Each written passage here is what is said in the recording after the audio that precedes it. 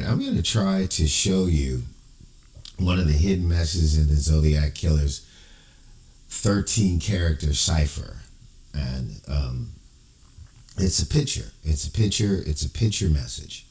So beyond actually breaking the cipher and realizing that it's the known moniker for Asians in the Vietnam War, right? Known moniker, Asians in the Vietnam War, which the answer is Charlie, right? And that the misspelled word codes in here say, or I use Chuck to identify one of the Zodiac members. There's actually a picture code in here. So to quickly set the background, the Zodiac is a group of people, right? We've identified at least 4 or 5 of them. But one of the main people is a guy by the name of Albert Lee Terry Jr., who faked his death in 1971 and pretty much went into the witness protection program that had just started that year as official, as best we can tell, based on FBI letters that he wrote to the Vallejo sergeant in the PD at that time, pretending to be an amateur astrologist, which was really a proffer to get into the program. These are documents you can actually see. And once you understand his code, you can see that that took place. Lindblad wrote a book called Silence Badge, where it said that these guys came in and told the sergeant to tear up all his notes and forget the name of the person that you had talked to. Most likely was Albert Lee Terry Jr., but I digress. And there's a female by the name of Ellen. I used to call her Elin, Ellen. They refer to her as E, right, or VW Babe, right? And then Charlie is the guy that everybody's been kind of chasing, not the skinny dude with the crew cut, but the guy with the fatter face from Lake Berryessa, right? That person of interest. And he's most likely the killer at Lake Berryessa that was described as kind of chunky, 5'8", fat face, kind of nervous, sweating. Well, whenever Charlie committed a murder, right, in the Zodiac series, there were survivors. Like when he was shooting in the car and he couldn't get to one guy and he shot him in the knee and he missed and all that kind of stuff. Because Charlie's kind of like a nervous guy. He wasn't really good at it. But Albert Lee, we just found out now that Albert Lee probably killed Cherry Joe Bates, Betty Lou Jensen, David Faraday, and Paul Stein. He likes to use guns. He shoots people in the back of the head. He doesn't leave any survivors. And he's pretty much put together pictorials of the murders that he's committed, or left clues of the murders that he's committed. He's a psychopath. And I still believe he's alive. I think I know exactly who he is, but I'm not going to say anything. So, what was the girl's name? That was Darlene Ferrin, right? So everybody talks about Darlene Ferrin that knows about the Zodiac case and whether or not, she knew her killer, because there was evidence by the guy that was with her, Mike Magoo, that a car pulled up. She looked behind and said, "Don't worry about him." Car left, came back. Next you know, some dude is there shooting with a silencer trying to take everybody out, right? Now, I don't know if Charlie killed Darlene Ferrin, right? But it sounds like Charlie because of the description that Mike Magoo gave. He gave the same 5'8", kind of hefty, said he only saw the guy from the side, but he had a big head, so that's Charlie. And the guy shot, right? Walked away, came back and had to empty his gun again. It sounds like Charlie. Albert, technician, man. He goes in, puts the gun in the back of his shoes because he's steady. He's the one that does all these drawings. He's the guy that was given the job to do all the communications for the Zodiac. He's the one with this really special talent of being able to draw, right? As a matter of fact, that's Albert's signature right there. A.L. Jr., Albert Lee Terry Jr. See how that's not dotted? It's over the A, because that's his signature. He's like an artist. He signs everything. Everything.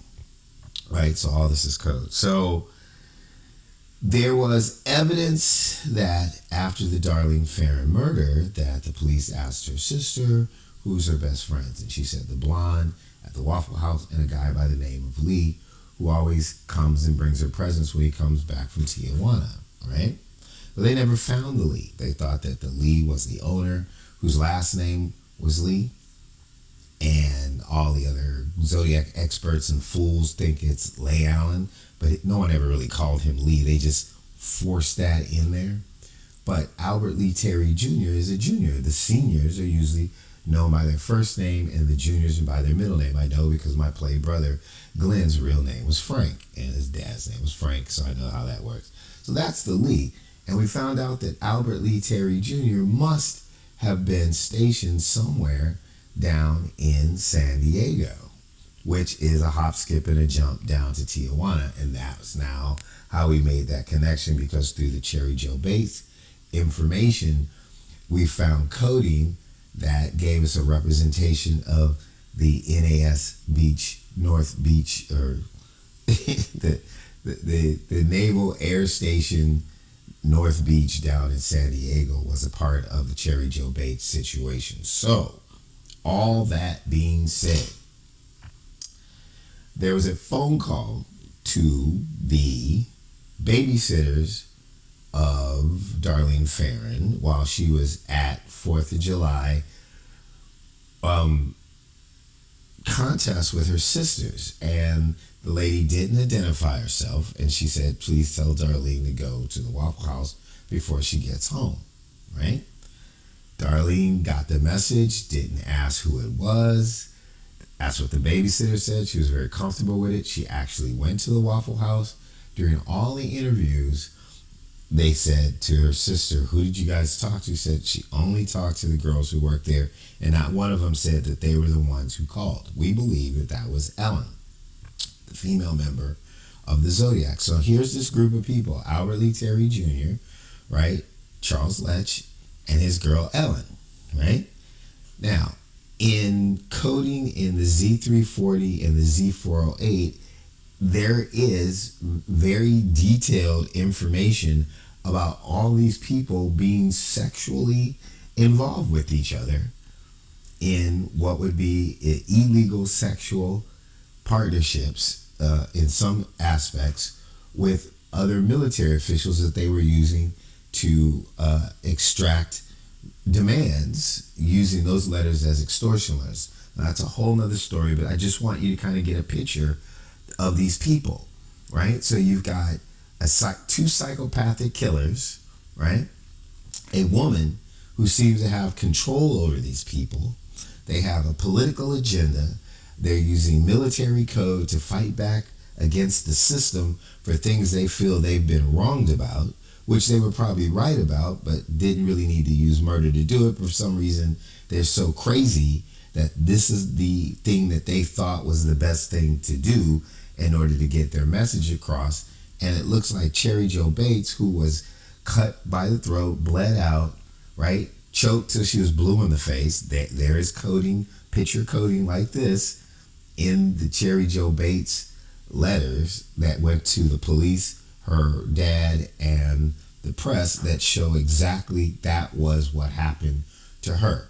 I can show it to you. I'm going to do it right now, right? I mean, this guy draws out all his murders in the way I'm going to show you that he does right here with the Z13.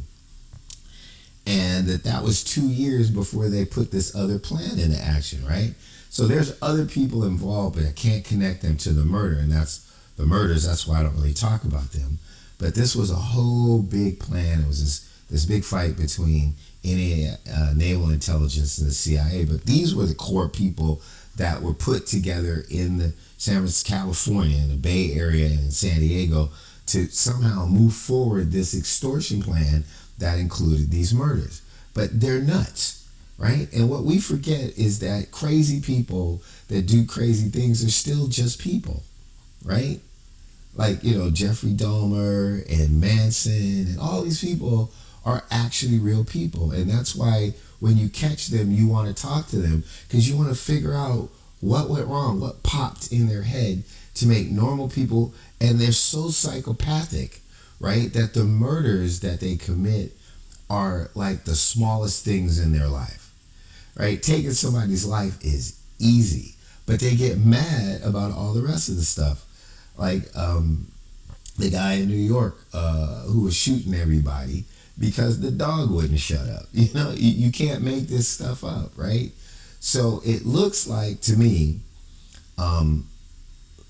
Darlene Ferrin, which the anniversary of her death is tonight, right, was going to talk. She was going to tell Mike Magoo about these people, and that Albert probably was one of his only friends because he's bisexual and crazy and a psychopath and a killer.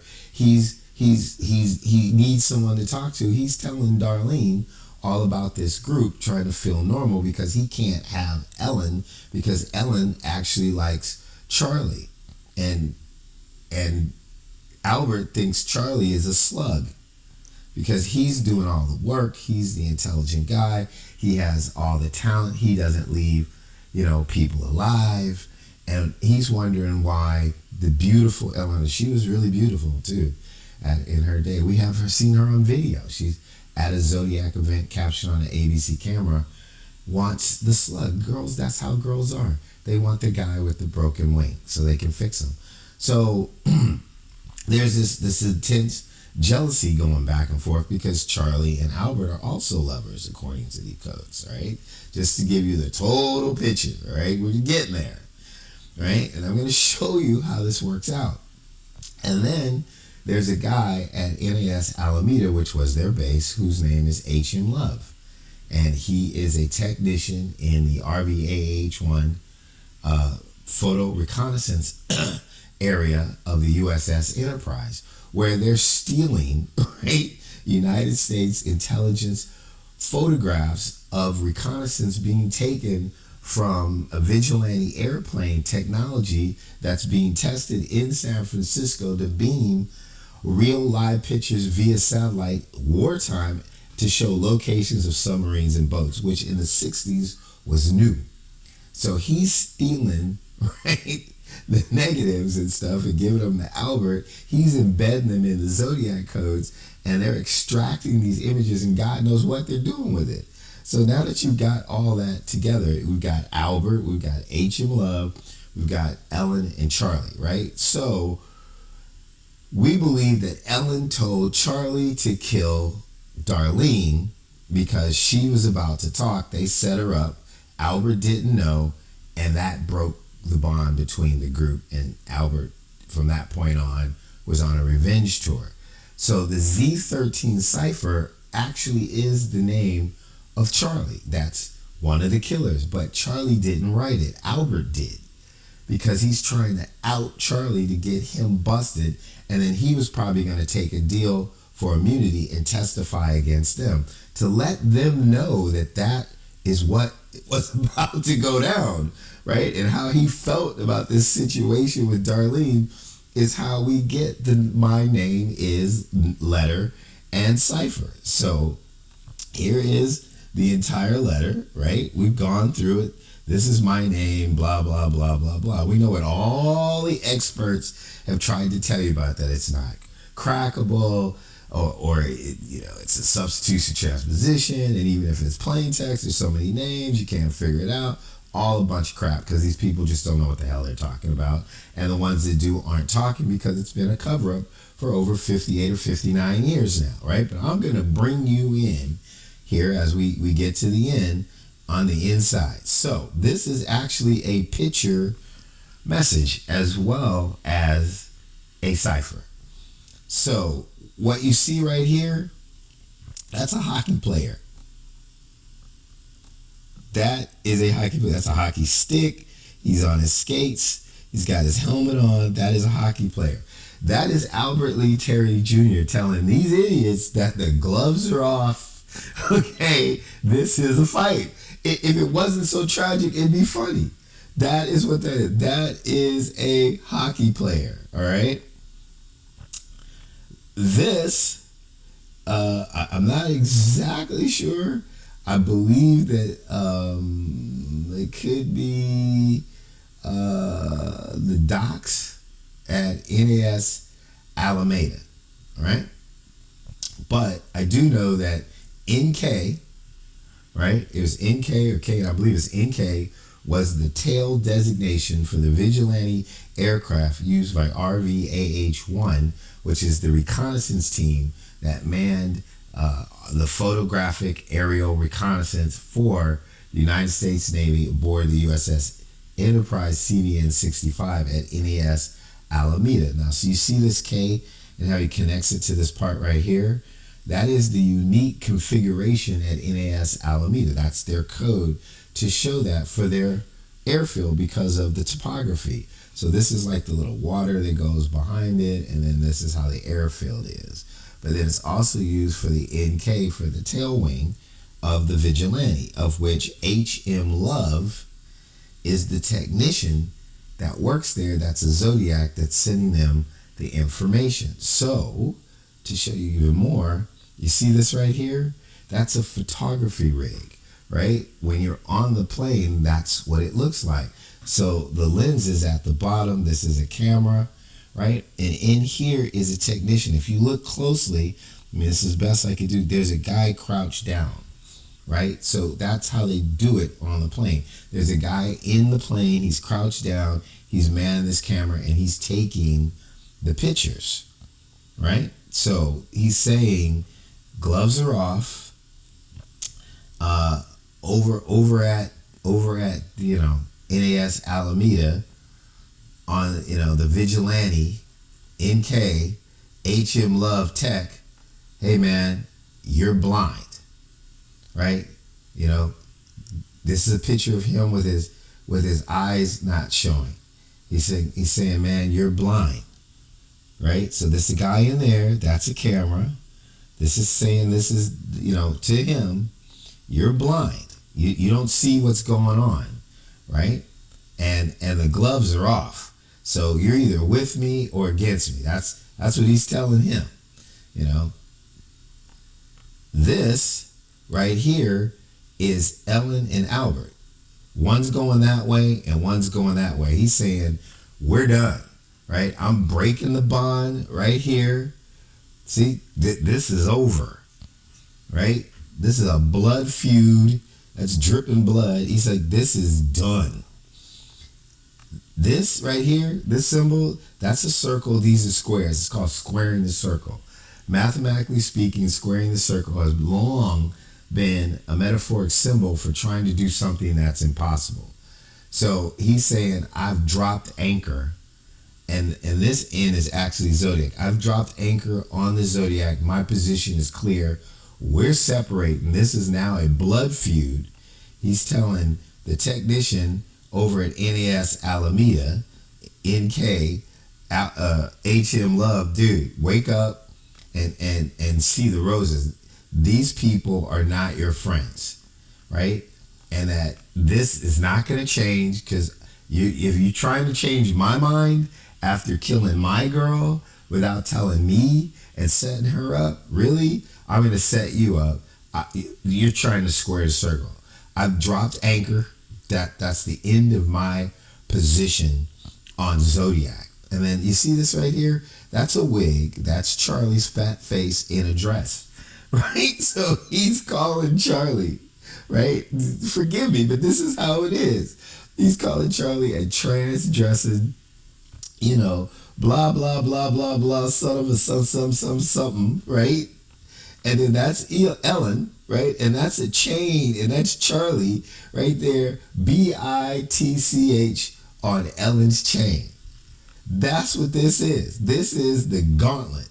He is throwing down, and he's saying you are a BITCH on a chain, doing whatever Ellen's telling you to do. I've dropped anchor on the Zodiac, and trying to change my mind is like squaring the circle, bro. We are now splitting up. Ellen and going her way, I'm going my way, because he's like, she's running everything, and I'm not blind anymore. I think that's probably him saying, I'm not blind anymore. And HM Love over at NK with, on the Vigilante, stealing all the plans, man, you need to wake up and get with the program, because the gloves are off, bro.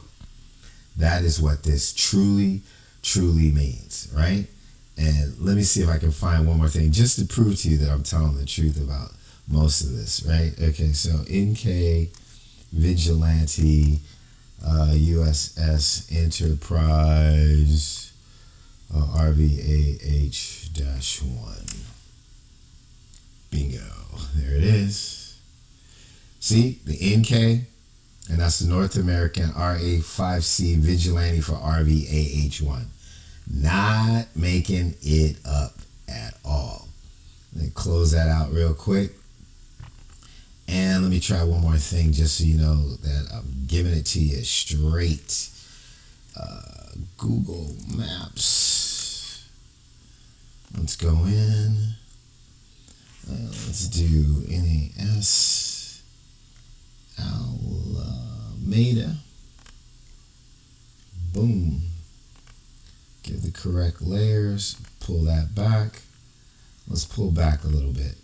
So this is the water, right? And then this is that unique configuration that kind of makes that K that we're talking about. So it's this, and then the K is kind of right here, and that's the back part right there. So I could get into a whole lot more of that stuff, but I think that's enough. So that's the symbol for NAS Alameda. That's the NK. That's the tail on the RVAH1 Vigilante, which is the reconnaissance thing. Oh, let me just show you that's who that is. USS Enterprise. Come on, man. CVN 65 RVAH -1. Let's see what we get. The Westpac book. Oh, it'll take me too long to get there. So on this Westpac book, right, H.M. Love is actually in one of these photos. I forget which one. Where's my man? Oh, here he is.